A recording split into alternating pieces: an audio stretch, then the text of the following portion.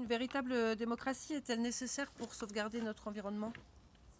Une véritable démocratie, c'est une question de 3000 pages, mais bon, Démocratos, tout le monde le sait, connaît ses origines.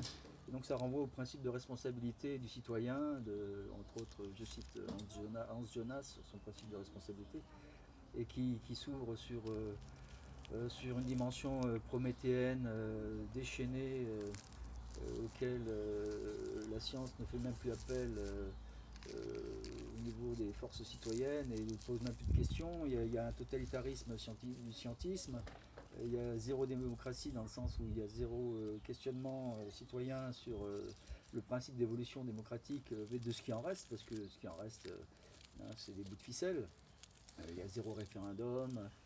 Il y a zéro question posée aux citoyens, on lui demande de voter une fois tous les 5 ans, tous les tremblements de terre, et encore, le premier parti de France, c'est le parti des abstentionnistes, donc à plus de 50%, voilà, les gens se sentent plus sollicités pour accéder à une évolution sociale et sociétale.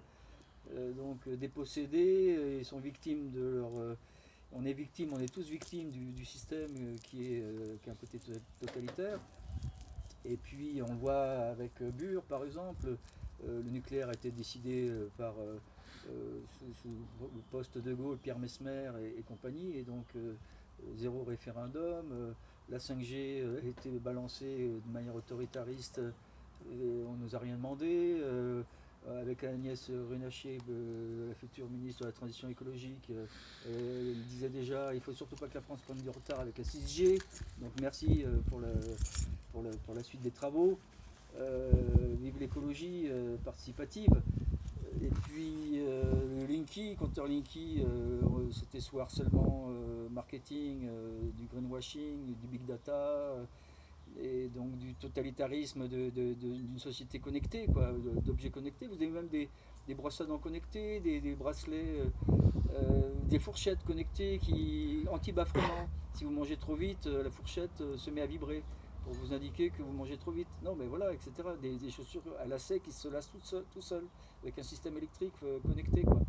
Enfin, bref, et donc la démocratie, c'est quand même ensemble favoriser une responsabilité qui ne devrait pas condamner le citoyen à subir, le siècle des Lumières, la raison du progrès, Auguste Comte, Voltaire, Montesquieu, toute la tribu, quoi, Diderot, Rousseau, etc., qui pensaient que le progrès serait bon pour l'homme, enfin que la science était bon pour l'homme et que le progrès est bon pour l'humanité. On voit bien que même si c'est bon pour la science, c'est que c'est pas forcément bon pour l'homme. Enfin, ça ne veut pas dire qu'on est pour le retour à la bougie chez les décroissants, hein, c'est pas ça, hein, qu'on est complètement contre le progrès non plus, c'est pas ça non plus. Mais avec pédale douce, et puis réfléchir ensemble sur les projections de chaque élément progressiste de la science, par exemple. On va arriver à la GPA bientôt, enfin, vive les enfants éprouvettes, enfin, etc. Donc, vive le virtuel, on est dans une société désincarnée, vous allez à la mairie, enfin, pas à la mairie, mais à la préfecture, maintenant, et si vous n'avez pas Internet, vous ne pouvez pas faire une carte grise, vous ne pouvez pas, enfin, etc. Il y a une désincarnation du système. Donc, démocratie, ça veut dire réincarnation du système par les citoyens eux-mêmes, quoi, en termes de responsabilité. C'est pour ça que je citais Hans Jonas au début, sur le principe de responsabilité. Et que à force d'être déresponsabilisé, on en arrive avec ce pied sur l'accélérateur à une société prométhéenne qui joue avec le feu.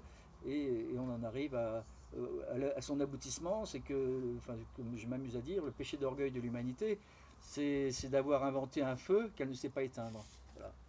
Post homo habilis, 400 000 ans, enfin, etc.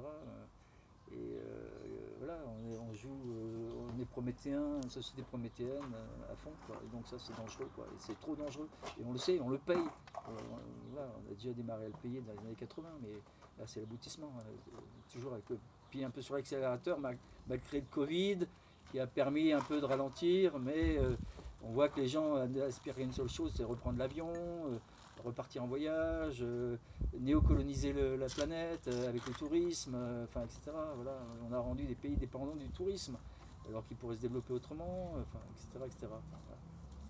Donc vive le citoyen au centre. Donc l'être humain au centre.